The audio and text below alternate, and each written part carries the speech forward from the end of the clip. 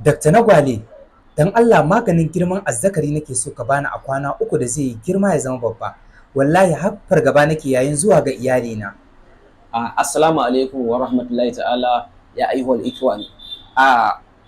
Na farko maganin da za ka yi girman gaba a cikin kwana uku insha Allahu, wanda za ka haɗa abu ne mai sauƙi wanda kowa zai iya yi.